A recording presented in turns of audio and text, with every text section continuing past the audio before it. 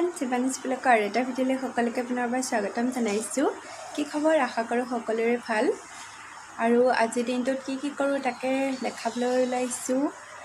ভিডিঅ'টো আপোনালোকে শেষলৈকে চাব বুলি আশা ৰাখিলোঁ। তেতিয়াহ'লে ব্লগ আজিৰ ভিডিঅ'টো আৰম্ভ কৰোঁ।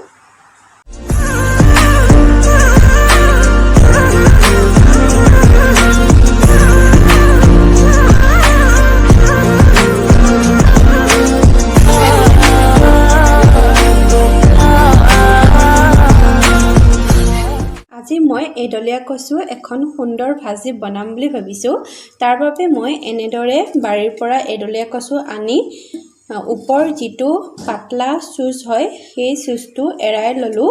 এয়া চাওক, এৰাই ধুনীয়াকৈ ধুই লৈছোঁ। এতিয়া মই কচুখিনি বইল কৰি ল'ম এটা কুকাৰত আৰু ৩-৪টামান হুইচেল দিম।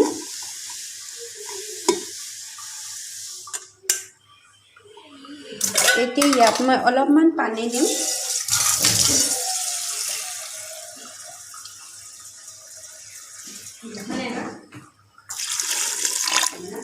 কচু আমাৰ দেহৰ বাবে বহুত উপকাৰী হয়।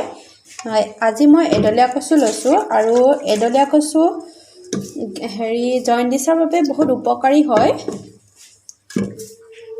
এতিয়া মই ঢাকনখন মাৰি অলপ পানী দিব লাগিব। পানীখিনি দি মই ঢাকনখন মাৰি দিম। মই এতিয়া কুকাৰত কচুখিনি বইল হ'বৰ কাৰণে উঠাই দিছোঁ আৰু কচু গুচাইছিলোঁ হাতখনে। চাওক, ৰঙা ৰঙা চেক ধৰি আছে, এয়া ধৰিব পাৰিছে চাগে। আৰু ইমান খজুৱাই আছে নহয় একদম। মই এই কচু বাকলি যিটো চুচ এৰুৱা কাম মই বৰ বেয়া পাওঁ। আৰু কোনে কোনে বেয়া পায় কমেণ্ট কৰি জনাব। কিছুমান কচু নধৰে, মান কচু এৰালে একদম নধৰে।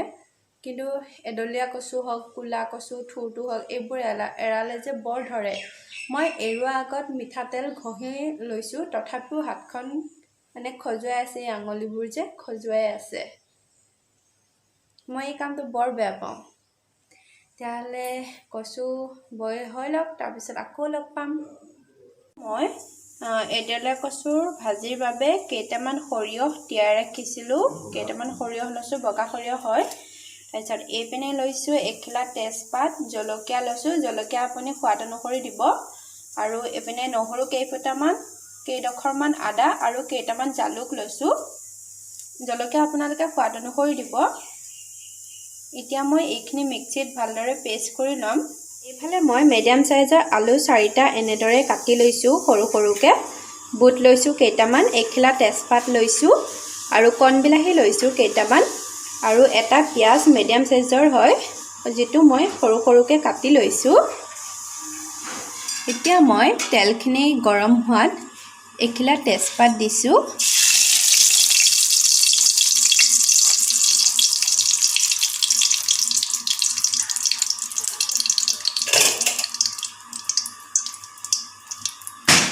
আৰু কাটি ৰখা পিঁয়াজখিনি দিছোঁ।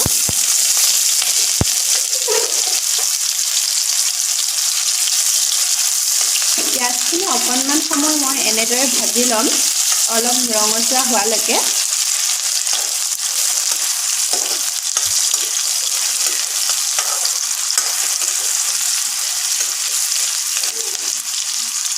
এতিয়া চাওক, মই ইয়াত বিলাহীখিনি দিছোঁ। এইখিনি ভাজি ল'ম।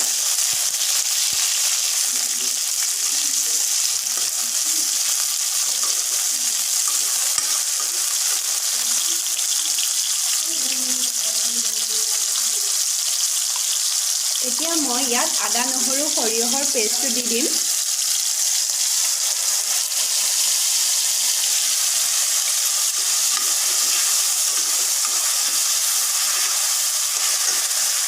ইয়াত মই হালধি দিছোঁ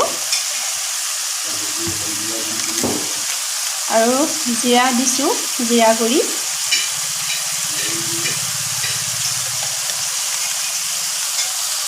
ৰেড চিলি জলকীয়া পাউডাৰ অলপ দিছোঁ আৰু এইখিনি ভালদৰে লৰাই দিম। গেছটো অলপ কমাই দিছোঁ মই।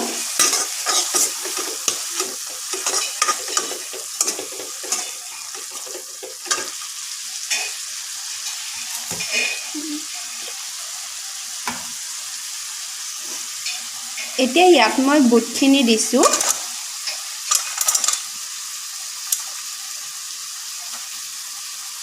আৰু কাটি ৰখা আলুখিনি দিছোঁ।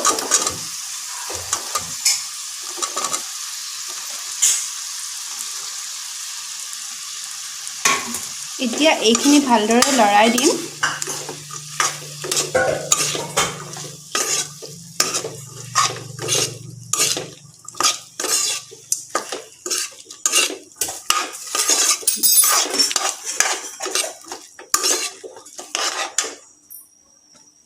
এতিয়া ইয়াত মই নিমখ দিছোঁ। নিমখ আপোনালোকে সোৱাদ অনুসৰি দিব।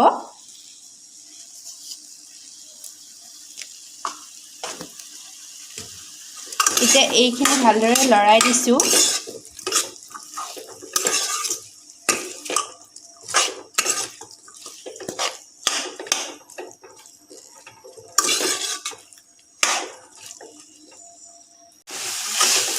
এইখিনি অকণমান ভালদৰে লৰোৱাৰ পিছত এতিয়া মই ইয়াত অলপ গৰম পানী দিম আৰু গৰম পানী দি অকণমান সময়ৰ বাবে ঢাকন মাৰি দিম।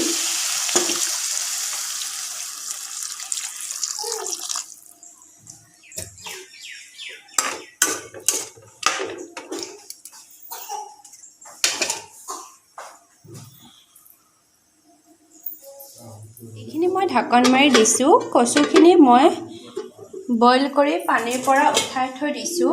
এয়া চাওক, কচুখিনি অলৰেডি বইল হ'ল। এইখিনি খালি ভাজিবহে লাগে। সেইবাবে মই কচুখিনি এতিয়াই নিদিওঁ, কাৰণ এতিয়াই দিলে কচুখিনি গলি শেষ হৈ যাব। যেতিয়া এইখিনি বইল হ'ব তাৰপিছত মই কচুখিনি দি দিম। এয়া চাওক, এইখিনি মোৱা মাছ হয়। পাপাই বজাৰৰ পৰা আনিছে। এয়া চাওক, ডাঙৰ হয়। মই এনেকুৱা মোৱা মাছ এইবাৰে প্ৰথম দেখিছোঁ। ইমান ডাঙৰ মোৱা মাছ মই আগতে দেখা নাছিলোঁ। সেইবাবে ভাবিলোঁ আপোনালোককো দেখাই দিওঁ। আপোনালোকে যদি আগতে দেখিছে কমেণ্ট কৰি জনাব। মই এইবাৰ প্ৰথম দেখিছোঁ এনেকুৱা ডাঙৰ মোৱা মাছ। কণী আছে। এয়া চাওক। এতিয়া মই ঢাকনখন এৰাই লৰাই দিম। মই মাজতে দুবাৰমান ঢাকন এৰাই লৰাই দিছোঁ। এয়া চাওক, কালাৰটো কি ধুনীয়া হৈছে।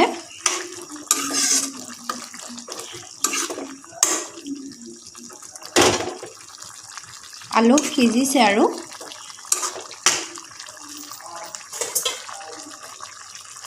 এতিয়া ইয়াত মই বইল কৰি ৰখা কচুখিনি দি দিম।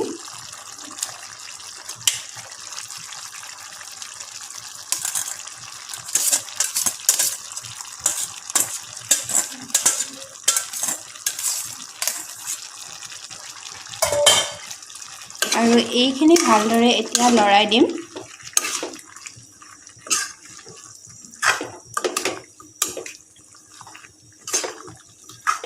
মোৰ চেনেলত মানকচু এটা চাটনিৰ ৰেচিপি আছে। খাবলৈ বহুত টেষ্টি হয়। আপোনালোকে যদি চোৱা নাই এবাৰ চাই ল'ব। মই ডেছক্ৰিপশ্যন বক্সত লিংকটো দি দিম।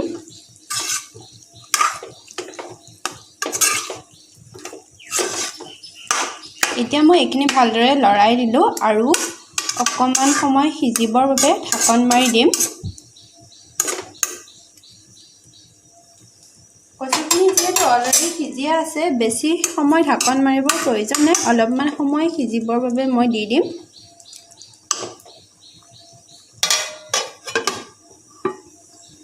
এতিয়া মই ঢাকনখন এৰাই এইখিনি ভালদৰে এবাৰ লৰাই দিম।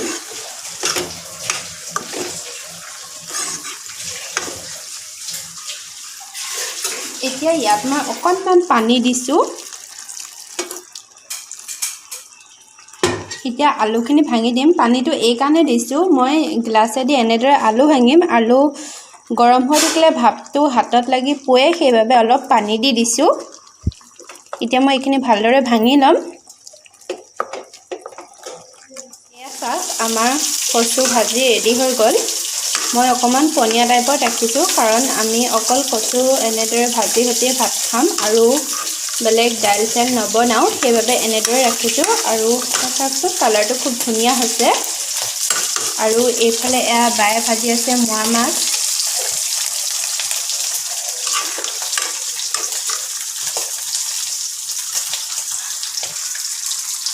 এতিয়া মই ইয়াত অলপমান গৰম মছলা দিছোঁ। আচলতে মই নিদিওঁ বুলিয়ে ভাবিছিলোঁ, কাৰণ বায়ে দিব দিলে, সেইবাবে অলপ দি দিছোঁ। আৰু অকণমান চব্জি মছলা দিছোঁ।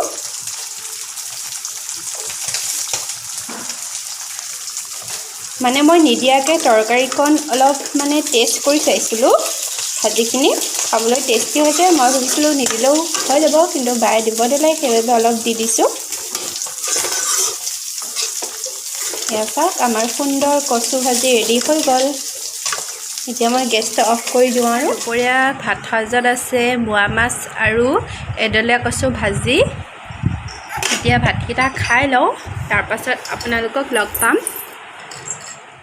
হাই এভৰিৱান এতিয়া 11টা বাজি গ'ল আৰু আমি ভাত পানী খাই আজৰি হৈ আহিলোঁ দুপৰীয়া এডলীয়া কচুৰ ভাজিখন খুবেই টেষ্টি হৈছিলে আপোনালোকে এবাৰ ট্ৰাই কৰি চাব পাৰে মই আজি অলপ বেলেগ ধৰণে বনাবলৈ চেষ্টা কৰিছিলোঁ আমাৰ মাহঁতে এডলীয়া কচু বনালে এনেদৰে কল খাৰ দিয়ে মানে কল বাকলি যিটো হয় তাৰ পৰা পুৰি এটা খাৰ তৈয়াৰ কৰি লয় আৰু সেই খাৰটো তাত ব্যৱহাৰ কৰে কিন্তু মই আজি কোনো ধৰণৰ খাৰ ব্যৱহাৰ নকৰাকৈ বনালোঁ আপোনালোকে এবাৰ ট্ৰাই কৰি চাব পাৰে আৰু ভিডিঅ'টো শেষলৈকে চোৱাৰ বাবে বহুত বহুত ধন্যবাদ আৰু যোৱাটো ব্লগত মানে কেইটামান ভাল কমেণ্ট আহিছিলে আৰু এনেদৰে আপোনালোকে কমেণ্ট কৰিলে মোৰ খুব ভাল লাগে মই আগবাঢ়ি যোৱাত উৎসাহ অনুপ্ৰেৰণা পাওঁ আগলৈকো এনেদৰে ভাল ভাল কমেণ্ট কৰি যাব বুলি আশা ৰাখিলোঁ তেতিয়াহ'লে আজি ব্লগটো ইমানতে সামৰণি মাৰিছোঁ গুড নাইট বাই বাই